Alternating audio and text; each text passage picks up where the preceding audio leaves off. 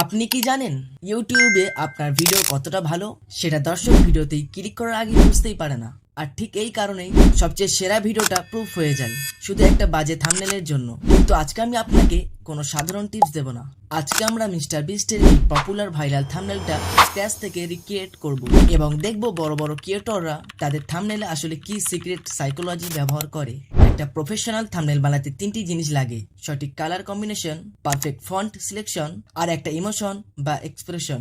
আমরা যখন কোনো বড় ক্রিয়েটরের থাম্বনেল দেখি আমাদের মনে হয় এটা বানানো হয়তো অনেক কঠিন, এর জন্য হয়তো দামি পিসি দরকার। ভুল।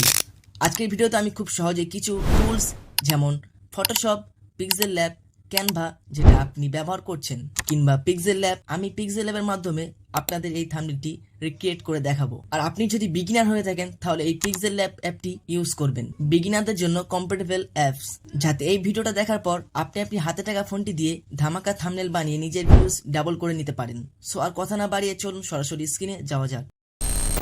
তো সর্বপ্রথম আমি এখান থেকে অ্যাপটি ওপেন করার পর টেক্সট ডিলিট করব।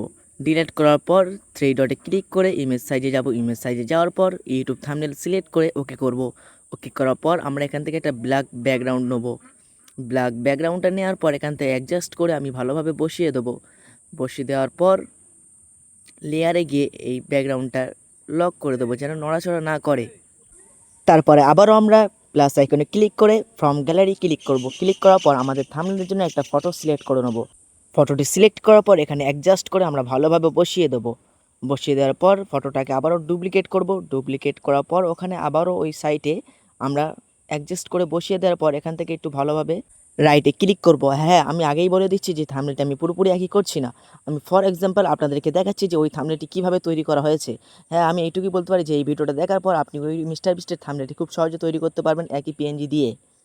আর আমি এটা বলতে পারি যে এই ভিডিওটা দেখার পর আপনাদের থাম্বনেল প্রতি কিছু নলেজ হবে। তারপর এখান থেকে দুটো সাবজেক্টকে লক করে দেওয়ার পর রাইটে ক্লিক করব। ক্লিক করার পর আমরা আবারও প্লাস আইকনে ক্লিক করে গ্যালারি যাব। গ্যালারিতে যাওয়ার পর টাকার এই ইমেজটা নিয়ে নেব।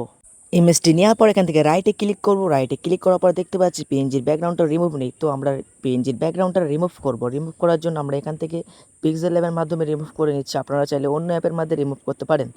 তো আমি এখান থেকে পিক্সেল ল্যাবের মাধ্যমে রিমুভ করে রাইটে ক্লিক করব। রাইটে ক্লিক করার পর অ্যাডজাস্ট করে আমি টাকার পিএনজিটি ভালোভাবে বসিয়ে দেবো। বসিয়ে দেওয়ার পর লেয়ারে ক্লিক করে টাকাটা লক করে দেবো যেন নড়াচড়া না করে। তারপর আমরা একটা ব্ল্যাক শ্যাডো নেবো যেন টাকাটা ভালোভাবে শো করে। তো দেখো ব্ল্যাক শ্যাডোটা আমরা এরকমভাবে বসিয়ে নিয়ে লেয়ারে যাব। লেয়ারে যাওয়ার পর ব্ল্যাক শ্যাডোটাকে এরকম চেপে ধরে আমরা টাকার পিএনজির নিচে নিয়ে আসবো।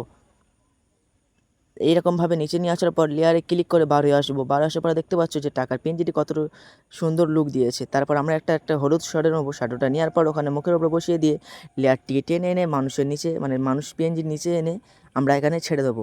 তো দেখো কত সুন্দর একটা গ্লো ইফেক্ট তৈরি হয়ে গেল। এরকম আমরা দুটো ফটোতে করব। করার পর এখানে একটা হাতের ইমেজ নিয়ে নেবো। নিয়ে নেওয়ার পর এরকমভাবে অ্যাডজাস্ট করে বসিয়ে দেবো। তো আমি ভিডিওটা তাড়াতাড়ি করার জন্য একটু তাড়াতাড়ি বসিয়ে দিলাম, তো আপনারা এরকমভাবে বসিয়ে দেবে। তো আবার আমরা প্লাস আইকনে ক্লিক করে টেক্সটে গিয়ে টেক্সটে নিয়ে টেক্সটে লিখে দেবো। লিখে দেওয়ার পর ফন্ট অ্যাড করব। ফন্ট অ্যাড করার জন্য আমরা এখান থেকে পিক্সেল ল্যাবের মাধ্যমে ফন্ট অ্যাড করছি। আপনারা চাইলে অন্য ফন্ট ডাউনলোড করে ইউজ করতে পারেন। তো ফন্টটি দেওয়ার পর আমরা এখানে অ্যাডজাস্ট করে ভালোভাবে বসিয়ে দেবো। বসিয়ে দেওয়ার পর আমরা আবার একটা ফন্ট ওরকম একইভাবে নিয়ে আমরা এখানে ওর নিচে বসিয়ে দেবো। তো দেখো আমাদের থাম্বনেলটি ক্রিয়েট হয়ে গিয়েছে।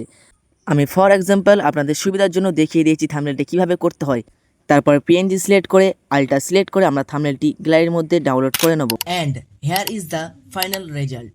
লেফট সাইডে দেখছেন অরিজিনাল থাম্বনেল আর রাইট সাইডে দেখা যাচ্ছে আমার রিক্রিয়েট করা থাম্বনেল। কমেন্ট করে জানান তো কোনটা বেশি জোশ লাগছে। সো দেখতেই পেলেন সঠিক টিপস জানলে একটা প্রফেশনাল থাম্বনেল বানানো কতটা সহজ। ভিডিওটি ভালো লাগলে একটা লাইক দিন আর আপনার ক্রিয়েটর বন্ধুদের সাথে শেয়ার করুন। কিন্তু ভিডিওর এডিটিং যদি না ভালো হয় তবে দর্শক বেশিক্ষণ থাকবে না। তো তোমরা ঝট এই ভিডিওতে কমেন্ট করো ক্যাপকাট টিউটোরিয়ালস ভিডিও এডিটিং।